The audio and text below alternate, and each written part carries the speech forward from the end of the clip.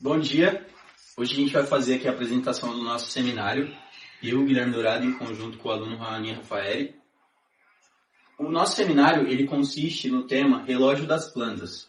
A gente vai mostrar para vocês hoje o poder da manipulação dessas plantas e do relógio biológico delas, fazendo com que tenha uma drástica redução nos gastos, tanto de herbicidas quanto de insumos, durante o período de plantação. Perfeito? O nascimento da cronocultura surgiu ali através de um estudo que foi realizado na planta Arabidopsis thaliana. Essa planta ela é uma planta que consiste num relógio biológico muito semelhante à das plantas principais cultivadas na agronomia. O estudo foi realizado pelo biólogo Alex Webb, na Universidade de Cambridge, e ele defende a criação de uma nova disciplina, a cronocultura, que estuda a forma com que a planta reage durante seu relógio biológico de 24 horas. Então a planta tem os seus períodos e ela tem suas modificações ali para se adaptar ao ambiente. E o Alex, durante seu estudo, percebeu que se a gente conseguisse manipular de alguma forma esse tempo com que a planta reage, a gente conseguiria aí melhores resultados e uma redução de gastos. O estudo ele possui eficiência comprovada.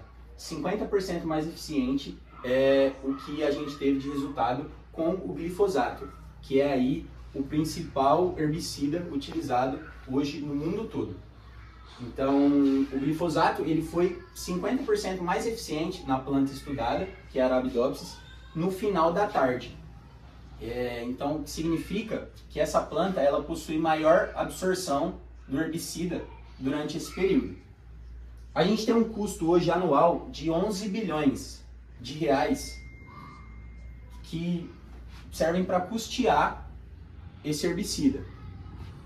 Com essa descoberta do Alex, se a gente conseguisse aplicar isso da forma correta, a gente conseguiria reduzir muito esses custos. Aí, quase pela metade, a gente conseguiria reduzir esse custo anual que é realizado aí desse herbicida. Perfeito?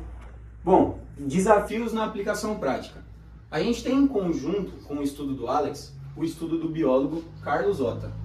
Ele realizou esse estudo aí na USP e coordena uma verificação de que o sombreamento que a cana-de-açúcar proporciona no seu próprio lote pode fazer com que o tempo de absorção seja diferente de uma ponta da plantação para outra. Isso mediante a posição do sol. Então a gente tem uma citação dele aqui, que as plantas do lado oeste do campo têm 2 horas de atraso no metabolismo em relação às folhas do lado oeste. Então, por ser uma plantação alta, a gente tem ali um sombreamento, então chega diferentes quantidades de luz nas plantas que estão para o lado oeste. E por isso tem essa diferenciação aí no tempo de absorção e no relógio biológico dessas plantas. Conhecimento tradicional. A gente tem aqui 2 citações de agricultores. O primeiro é o Marcos Perondi, técnico em agropecuária. Faça a aplicação do inseticida durante a noite, quando a praga está mais ativa. José Wellington dos Santos, biólogo e agricultor orgânico, também citou aqui pra gente: evito irrigar ou aplicar inseticida natural em horários de sol forte ou temperatura alta. Aqui a gente tem 2 citações que são importantes para mostrar que esse conhecimento ele está presente, a aplicação de todo o tema está presente, mas esses agropecuários eles não têm em mente o poder que isso tem, eles não têm em mente o porquê isso acontece. Então, de uma forma popular, eles aplicam isso por um conhecimento que eles visualizaram durante um tempo e uma experiência que eles têm no campo, mas eles não sabem o porquê isso acontece.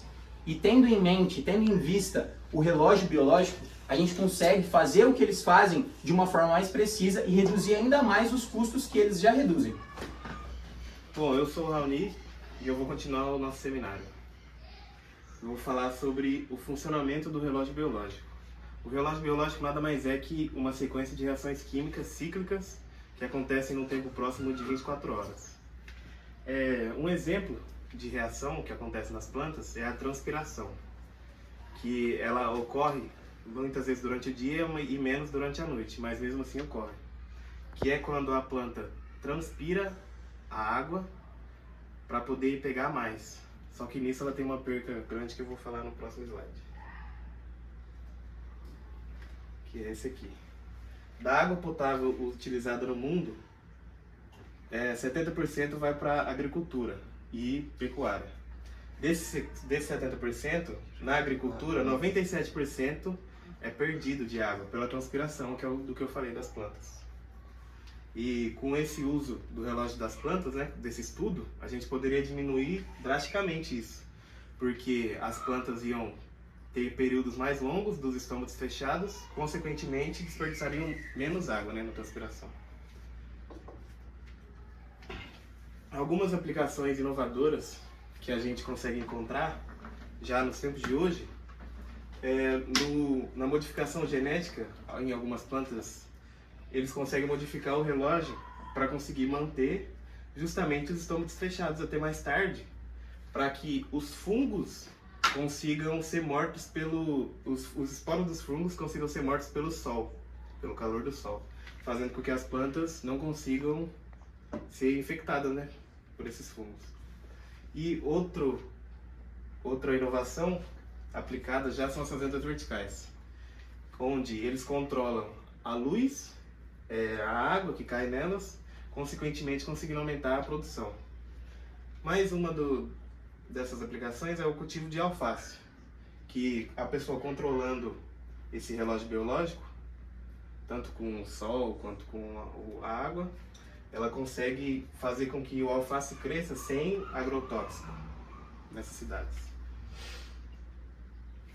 Aqui é uma aplicação comercial que uma marca de geladeira conseguiu efetivar, né? Uma marca de fora, do exterior. Nesse tipo de geladeira que ela vende, na área que ficam os legumes, ela muda a tonalidade das cores durante o dia, seja verde, roxo, e isso aumenta a qualidade das plantas e o período que elas conseguem ficar boas, conseguem ficar melhores por mais tempo. O objetivo desse estudo é atrair mais pesquisadores para ele poder ter um impacto na agricultura mais rápido. O benefício dele é reduzir gasto, né, com agrotóxico, com tudo, e melhorar a qualidade da soja, do milho e tudo mais. O desafio para 2050 é aumentar a produtividade, mesmo com esse aumento populacional que vem chegando aí.